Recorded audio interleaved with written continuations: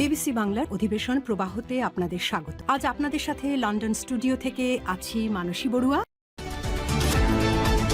আবার মধ্যপ্রাচ্যে ভয়াবহ তৃতীয় বিশ্বযুদ্ধ শুরু হয়ে গেছে।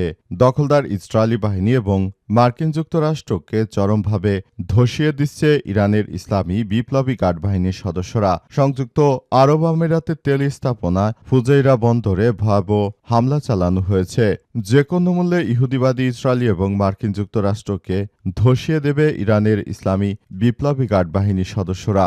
আর এরই মাঝে আমাদের হাতে এসে পৌঁছেছে যুদ্ধের সর্বশেষ গুরুত্বপূর্ণ সবথেকে তাজা আপডেট সংবাদ আপনাদের জানিয়ে দিব।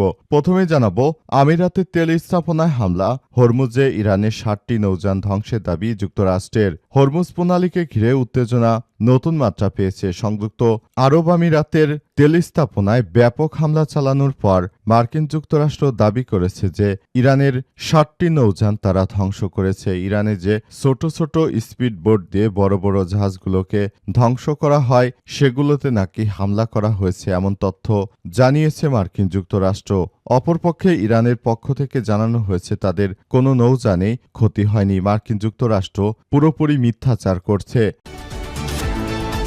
এরপর জানাবো আমিরাতে হামলার দায় অস্বীকার করল ইরান। সংযুক্ত আরব আমিরাতে ড্রোন ও ক্ষেপণাস্ত্র হামলার সঙ্গে ইরানের কোনো সংশ্লিষ্টতা নেই বলে জানিয়েছে ইরান। দেশটির ঊর্ধ্বতন জ্যেষ্ঠ সামরিক কর্মকর্তাদের বরাত দিয়ে ইরানের রাষ্ট্রীয় গণমাধ্যম জানিয়েছে যে আরব আমিরাতকে লক্ষ্যবস্তু করার কোনো পরিকল্পনা তেহরানের ছিল না এবং ভবিষ্যতেও নেই। এদিকে মার্কিন হামলায় হরমুজে 5 বেসামরিক নাগরিক নিহত। হরমুজ প্রণালীতে গতকাল চালানো যুক্তরাষ্ট্রের এই সামরিক অভিযান নিয়ে ধ্বংস হওয়া নৌযানগুলো কোনো সামরিক বোট ছিল না বলে জানিয়েছে ইরান। দেশটির রাষ্ট্র গণমাধ্যমের খবর অনুযায়ী মার্কিন হামলায় ধ্বংস হওয়া বোটটি বেসামরিক পণ্যবাহী ও যাত্রীবাহী নৌযান। এই হামলায় অন্তত 5 জন বেসামরিক নাগরিক নিহত হয়েছে বলে ইরানের পক্ষ থেকে জানানো হয়েছে। এবারে জানাবো ইসরায়েলি সেনাদের লক্ষ্য করে হিজবুল্লাহর মর্টার হামলা। দক্ষিণ লেবাননে ইসরায়েলি বাহিনীকে লক্ষ্য করে 2 দফায় মর্টার হামলা চালিয়েছে লেবাননের সশস্ত্র যোদ্ধারা। আজ ইসরায়েলি সামরিক বাহিনীর পক্ষ থেকে এই তথ্য নিশ্চিত করা হয়েছে। এবং সর্বশেষ জানাবো বিনা প্রতিদ্বন্দ্বিতায় নির্বাচিত নুসরাত তাবাসসুম ইসির বিজ্ঞপ্তি। ত্রয়োদশ জাতীয় সংসদ নির্বাচনে সংরক্ষিত নারী আসনে নুসরাত তাবাসসুম জ্যোতি বিনা প্রতিদ্বন্দ্বিতায় নির্বাচিত হয়েছেন। তিনি বাংলাদেশ জামাত ইসলাম ও এনসিপি জোটের প্রার্থী। আজ নির্বাচন কমিশন ইসি রিটার্নিং কর্মকর্তা ও যুগ্ম সচিব মঈনুদ্দিন খান স্বাক্ষরিত এক বিজ্ঞপ্তিতে এই তথ্য নিশ্চিত করা হয়েছে এবং ডক্টর মাহমুদা মিতু আরেকজন নির্বাচিত হয়েছে। প্রিয় দর্শক, এতক্ষণ শুনছিলেন সংবাদ শিরোনাম, এবারে বিস্তারিত। তবে তার আগে বন্ধুরা অনুরোধ থাকবে এই সংবাদটিতে একটি লাইক দিন। এই চ্যানেলে আপনি নতুন হয়ে থাকলে আমাদের সংবাদটি দেখতে দেখতে চ্যানেলটি সাবস্ক্রাইব করে রাখুন। কমেন্ট করে বন্ধুরা আপনার মূল্যবান মতামত জানিয়ে দিন আপনি বিশ্বের কোন দেশ থেকে বা বাংলাদেশের কোন স্থান থেকে আমাদের সংবাদটি দেখছেন এবং শুনছেন। আর বন্ধুরা, গাজা যুদ্ধে আপনি যদি নিরীহ ফিলিস্তিনিদের ভালোবেসে থাকেন কমেন্টে ইয়েস লিখে পুরো বিশ্বকে আমাদের এই সংবাদটি দেখার সুযোগ করে দিন। এবারে বিস্তারিত। আর বন্ধুরা, কমেন্ট করে জানিয়ে দিন আপনি বিশ্বের কোন দেশ থেকে বা বাংলাদেশের কোন স্থান থেকে আমাদের সঙ্গে কানেক্টেড রয়েছেন। গাজা যুদ্ধে আপনি যদি নিরীহ ফিলিস্তিনিদের ভালোবেসে থাকেন কমেন্টে ইয়েস লিখে পুরো বিশ্বকে আমাদের এই গুরুত্বপূর্ণ আপডেটটি দেখার সুযোগ করে দিন। আরব আমিরাতের তেল স্থাপনায় ভয়াবহ হামলা, হরমুজে ইরানের 60টি নৌযান ধ্বংসের দাবি যুক্তরাষ্ট্রের। হরমুজ প্রণালী ঘিরে উত্তেজনা নতুন মাত্রা পেয়েছে। যুক্তরাষ্ট্র দাবি করেছে তারা ইরানের দ্রুতগতির কয়েকটি নৌযানকে লক্ষ্য করে হামলা চালিয়েছে। একই সময় সংযুক্ত আরব আমিরাতের একটি গুরুত্বপূর্ণ তেল স্থাপনাতেও হামলার ঘটনা ঘটেছে। যুদ্ধবিরতির মধ্যে এই পরিস্থিতি উপসাগর অঞ্চলে নতুন করে সংঘাতের আশঙ্কা বাড়িয়ে তুলেছে। সংবাদ মাধ্যম বিবিসি বলছে যে হরমুজ প্রণালীতে ইরানের 7টি ফাস্ট বোট বা দ্রুতগামীর নৌযান মার্কিন বাহিনী হামলা চালিয়েছে বলে যুক্তরাষ্ট্রের প্রেসিডেন্ট ডোনাল্ড ট্রাম্প জানিয়েছে। উপসাগরে আটকে পড়া জাহাজগুলোকে বের করে আনার প্রচেষ্টার অংশ হিসেবে এই পদক্ষেপ নেওয়া হয়েছে বলে ওয়াশিংটনের দাবি। সোমবার 4 মে সংযুক্ত আরব আমিরাত ও দক্ষিণ কোরিয়া উভয় দেশই এই গুরুত্বপূর্ণ নৌপথে জাহাজে হামলার ঘটনা জানিয়েছে। সংযুক্ত আরব আমিরাতে আরও জানিয়েছে যে ইরানের হামলায় ফুজাইরা তেলবন্দরে আগুন লেগেছে। শিপিং কোম্পানি মার্কস বিবিসিকে জানিয়েছে যে তাদের একটি মার্কিন পতাকাবাহী জাহাজ যুক্তরাষ্ট্রের সামরিক সুরক্ষায় হরমুজ প্রণালী পেরিয়ে যেতে সক্ষম হয়েছে। ট্রাম্প এই অভিযানের নাম দিয়েছে প্রজেক্ট ফ্রিডম। তবে ইরানের পক্ষ থেকে জানানো হয়েছে যে মার্কিন যুক্তরাষ্ট্র পুরোপুরি মিথ্যাচার করছে। কোনো জাহাজ আমেরিকার কোনো জাহাজ হরমুজ প্রণালী দিয়ে বেরিয়ে যেতে পারেনি। ইরানের তীব্র আক্রমণে মার্কিন যুক্তরাষ্ট্রের জাহাজগুলো পিছু হটতে বাধ্য হয়েছে। তবে মার্কিন যুক্তরাষ্ট্র শুরু থেকেই তারা এই বিষয়গুলোকে নিয়ে খুবই ইতিবাচক কথা বললেও বাস্তবতা খুবই কঠিন ছিল এবং সংযুক্ত আরব আমিরাতের যে তেলের স্থাপনায় হামলা চালানো হয়েছে জন্য যুক্তরাষ্ট্র পুরোপুরি অসহায়। তারা ইরানের কোনো কিছুই করতে পারেনি, বরঞ্চ তারা মিথ্যাচার করছে যাতে করে তারা নিজেদেরকে সর্বোচ্চ জায়গায় ক্ষমতায় রাখতে পারে। এজন্য তারা নিজের কার্যক্রমকে আসলে এভাবেই চালিয়ে যাচ্ছে এই দখলদারেরা। আরব আমিরাতে হামলার দায় অস্বীকার করল ইরান। সংযুক্ত আরব আমিরাতে ড্রোন ও ক্ষেপণাস্ত্র হামলার সঙ্গে তাদের কোনো ধরনের সংশ্লিষ্টতার কথা অস্বীকার করেছে ইরান। দেশটির জ্যেষ্ঠ কর্মকর্তারা ইরানীয় রাষ্ট্রীয় সংবাদ মাধ্যমকে দেওয়া সাক্ষাৎকারে সব কথা জানিয়েছে। তারা আরও জানিয়েছে যে আমরা কোনোভাবে সংশ্লিষ্ট হামলার সঙ্গে যুক্ত নই।